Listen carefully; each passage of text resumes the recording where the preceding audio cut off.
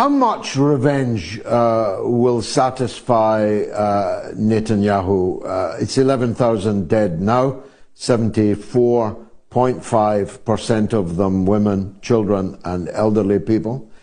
Is 22,000 dead, 52,000 dead? How many dead will it take to satisfy that thirst for revenge? Because you're right, they cannot, even Israel cannot kill 2.3 million people.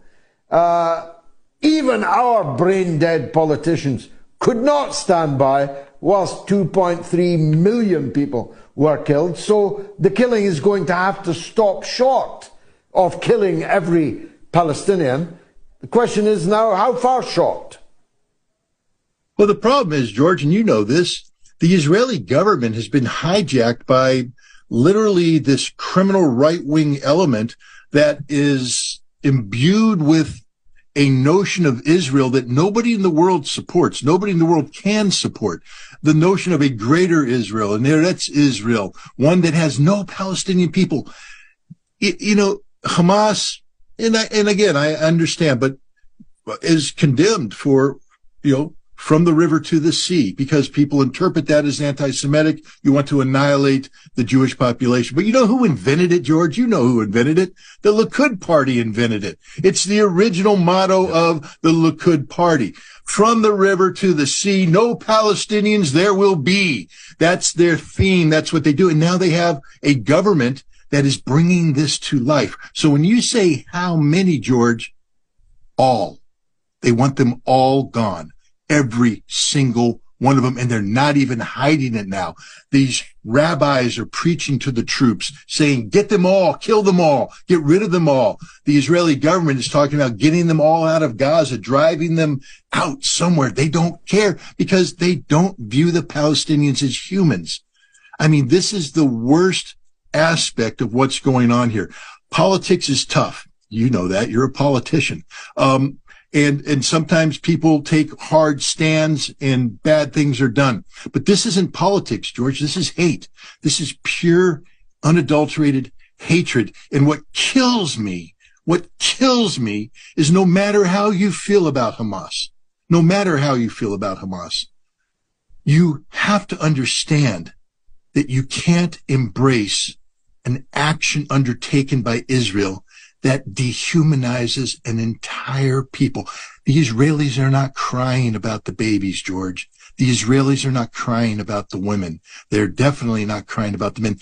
They don't care. They've hardened themselves to the point where they no longer view the Palestinians as humans. And as so long as your government and my government have this see no evil, hear no evil, say no evil approach about Israel, where Israel cannot be criticized, the killing will continue. The only way this stops is when our politicians demand that it stops. But we, so far, don't seem to have an upper limit, which speaks volumes about the people whom we have put in office. We are democracies, George. We elect people to represent us. And if those people truly represent us, it doesn't say much about us collectively as Americans and British, because we're standing by. Yes, we fill the streets with people demonstrating, and I applaud everybody who went out to demonstrate. But we need to step it up. And I'm not talking about violence, George. I'm all in on the nonviolent thing nowadays, because war only begets death and destruction. I've learned that hard lesson. I'm about not going to war. But we need to find a way to send a signal to these people. Where is corporate America? Where are the donors? Where are the people that give money to the politicians that get them into office? Why aren't they calling up? Why aren't we calling them saying, hey, you do a business that allows you to make money, to donate money to a politician? You don't do business anymore, pal, until you get on the phone and you say, stop the killing in Gaza.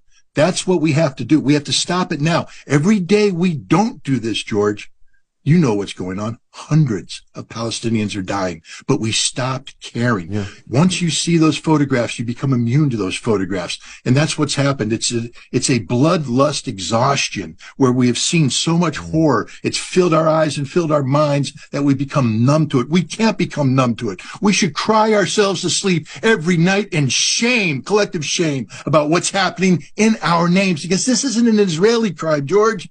This is an American crime. This is a British crime. This is a European crime. This is a global crime. Every human being on this planet is guilty of killing these people because we're not doing anything to stop them. The damn Arabs and Muslims met in Riyadh and didn't do a damn thing. Excuse my language. I apologize using French on your show, but they didn't do anything, George. Nothing. They talked.